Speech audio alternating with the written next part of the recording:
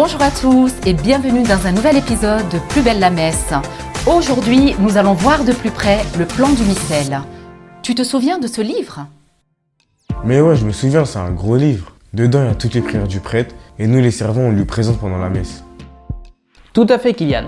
Mais attention, il ne faut pas le confondre avec le lectionnaire, qui est le livre qui va contenir toutes les lectures des messes de semaine, de dimanche et surtout l'évangile. Oui, d'accord, mais comment nous, on peut l'utiliser, les servants, pour rendre service ? Je te réponds tout de suite, mais d'abord, au début du missel, il y a ces deux grands textes. La constitution apostolique, qui est en fait la promulgation du livre, et puis la présentation générale, qui va expliquer le sens des gestes et des paroles du prêtre pendant la messe. Bref, c'est une sorte de grand mode d'emploi. C'est long, c'est écrit en tout petit, mais c'est intéressant. Lis-le si t'as le temps. Mais si tu piges rien, demande au prêtre de ta paroisse. Après ça vient le propre du temps. C'est quoi cette histoire de propre du temps ? Personne fait sa lessive, si ? Rien à voir, évidemment. Quand on dit propre, on veut dire particulier pour chaque temps liturgique.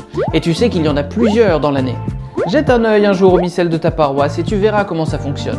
Si je comprends bien, ça veut dire que dans cette partie du missel, il y a tous les grands temps liturgiques alors ? C'est exactement ça. On les rappelle ensemble ? Alors d'abord, il y a le temps de l'Avent, c'est une préparation à Noël. Et puis vient donc le temps de Noël avec l'Épiphanie et le baptême du Seigneur, deux très grandes fêtes. Ensuite, il y a une première partie du temps ordinaire. Et puis vient le carême qui nous prépare à Pâques pendant 40 jours. Le temps de Pâques ensuite se termine avec la grande fête de la Pentecôte. Et ensuite on retrouve le temps ordinaire jusqu'à la fête du Christ roi de l'univers. Roi de l'univers ? Genre un super-héros avec plein de pouvoirs ? Pas tout à fait. La fête du Christ roi d'abord, c'est celle qui termine l'année liturgique. Quand on dit roi de l'univers, il faut le comprendre avec le sens chrétien. Le Christ est roi parce qu'il s'est fait le serviteur de tous. Et le fait qu'il soit roi de toute la création nous invite chaque jour à entrer en communion les uns avec les autres et avec Dieu notre Père. Ah ouais, c'est beau cette communion. Et ensuite, l'année recommence ? Et oui, l'année liturgique c'est comme un cycle, une roue qui va tourner sans cesse pour nous donner chaque année une chance de mieux nous ajuster les uns aux autres et avec notre Seigneur. Mais je reviens un peu au missel. Tu sais que pour les grands temps liturgiques comme le carême, Avant ou Pâques, il y a des messes de dimanche, mais aussi de semaine, qu'on appelle les féries. Quoi ? C'est des messes tous les jours où on travaille pas ? Méfie-toi, Kylian. En fait, ça n'a rien à voir avec ce qu'on appelle les jours fériés, qui sont d'ailleurs souvent rattachés à des grandes fêtes, comme Noël, comme Pâques, comme l'Assomption. La férie, c'est le jour de la semaine le plus simple quand il n'y a aucune fête particulière. Ensuite, au centre du missel, il y a le déroulement de la messe, en commençant par le chant d'entrée et en finissant par l'envoi, passant par les grandes différentes parties de la messe qu'on a vues ensemble. Ah oui, ça je connais, on a appris ça à l'aumônerie.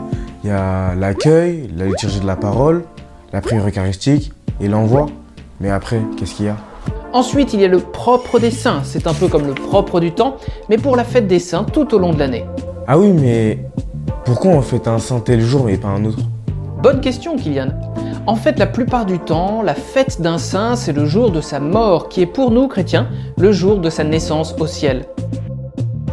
Mais quand on célèbre un saint, de toute façon, c'est toujours le Seigneur Jésus qu'on célèbre. La façon dont il a fait des merveilles dans la vie d'un homme ou d'une femme complètement ordinaire, comme toi ou moi. Mais au fait, toi tu connais ton saint patron ? Si tu connais pas, tu vas sur nominis.cef.fr et tu tapes ton prénom, tu sauras tout sur lui.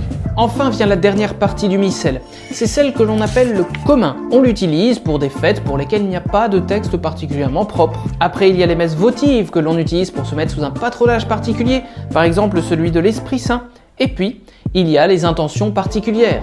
On va ainsi pouvoir dire des messes pour la vie de l'Église, pour des vocations religieuses, mais aussi tout simplement pour qu'il pleuve ou qu'il fasse beau. Jette-y un œil à l'occasion. Oula, ça a l'air compliqué ce truc. Bon, ok, on verra la prochaine fois. Ce que j'aimerais bien que tu retiennes, c'est que le missel est composé un peu comme l'année liturgique elle-même, avec ses deux grands piliers, Pâques et Noël. Bien sûr, le missel, c'est ce livre utilisé par le prêtre, mais tu peux et tu dois écouter toutes ces prières. Elles sont faites pour t'aider à rentrer dans la messe et pour t'aider aussi à prier quand tu seras tout seul chez toi. Mais on en reparlera bientôt. Merci à tous les servants et à bientôt pour un prochain épisode.